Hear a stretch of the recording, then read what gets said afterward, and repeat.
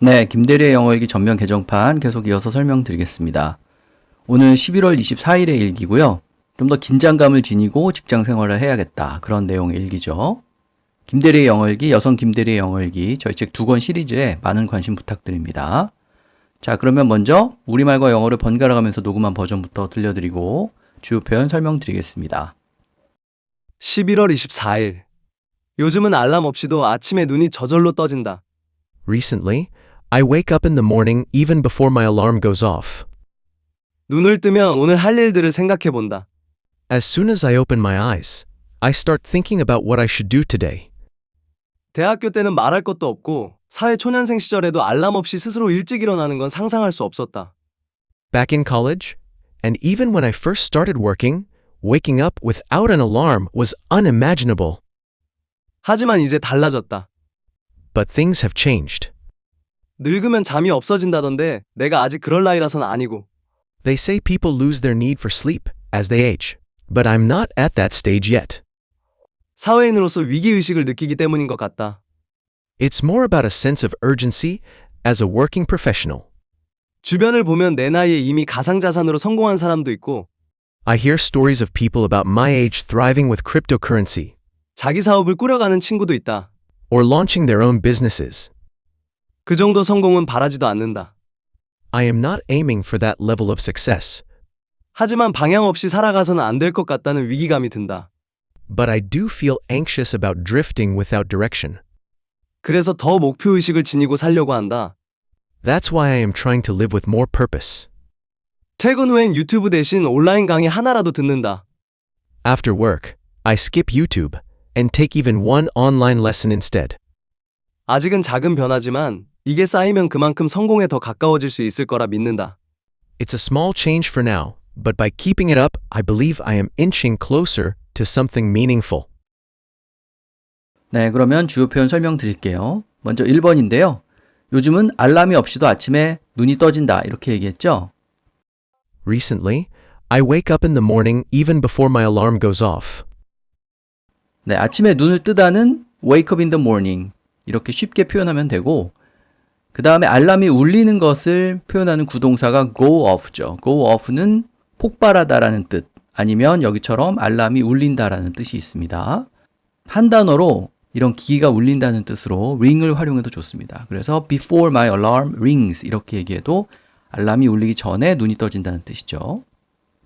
나의 이런 태도가 사회 초년생 시절과는 다르다 이렇게 강조를 하고 있는데 Back in college, and even when I first started working, waking up without an alarm was unimaginable.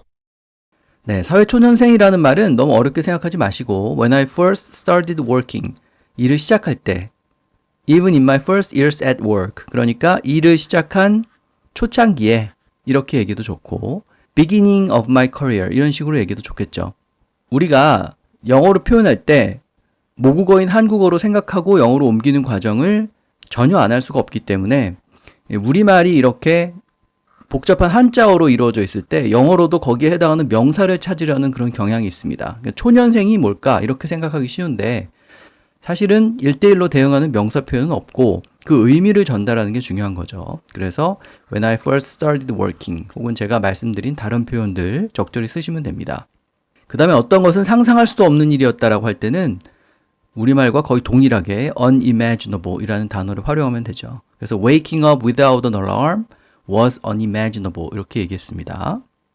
자, 그 다음에 아직 아침잠이 없을 그런 나이는 아니다 이렇게 얘기했는데 그럴 나이는 아니라고 했으니까 I'm not at that age 이렇게 얘기하면 되겠죠. 그런데 여기서는 인생에 쭉 단계가 있는데 아직 그런 단계까지는 가지 않았다 이런 뜻으로 stage를 활용해서 I'm not at that stage yet 이렇게 얘기하면 되겠습니다. 자, 그 다음에 내가 그렇게 알람 없이 눈이 떠지고 하는 거는 위기의식을 느끼기 때문이다라고 얘기했죠. It's more about a sense of urgency as a working professional. 위기가 크라이시스이기 때문에 뭐 이런 단어를 써도 좋지만 여기서는 뭔가 urgency, 절박하다, 긴박하다 이런 의미로 이 단어를 활용했습니다. 그래서 sense of urgency라고 하면은 여유가 없는 어떤 긴박한 상황, 긴박한 현실 이런 것을 강조하게 되죠. 그 다음에 사회인 혹은 직장인이라는 말도 다양하게 표현할 수 있지만 가장 무난한 표현은 working professional이다. 제가 이렇게 말씀드렸죠. 좀 근사하게 월급 받고 일하는 직장인을 말할 때 working professional 이 표현을 쓰시면 되겠습니다.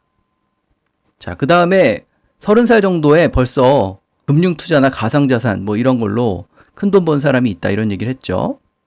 I hear stories of people about my age thriving with cryptocurrency or launching their own businesses. 네, story of people thriving 이렇게 말했습니다. thrive가 사전에 찾으면은 뭐 번창하다 이렇게 나오기 때문에 굉장히 근사한 상황에서만 쓸 것 같지만 하는 일이 잘 되는 게 thrive입니다. 그래서 여기처럼 직업을 바꾼 후 더 잘 됐다 이렇게 말할 때도 he thrived after switching careers 이런 식으로 표현할 수 있죠. 그래서 일상에서 얼마든지 활용할 수 있는 단어니까 놓치지 마시고 성공하다, 일이 잘 된다 이렇게 말할 때 활용을 해보시기 바랍니다. 그 정도까지 바라지 않더라도 최소한 방향 없이 살지는 않아야 되겠다 이렇게 말했죠. I am not aiming for that level of success, but I do feel anxious about drifting without direction.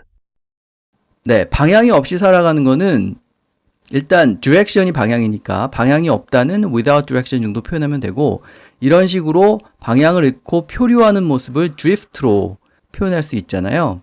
drift without direction이라고 하면은 뚜렷한 방향 없이 목표 의식 없이 그냥 여기저기 휩쓸리는 그런 모습을 표현하게 됩니다. 거기에 대해서 feel anxious, 걱정이 되거나 불안해지기 시작했다 이렇게 얘기한 거죠. 그래서 drift라는 단어를 표류하는 모습을 묘사할 때 적절히 활용하시면 되겠습니다.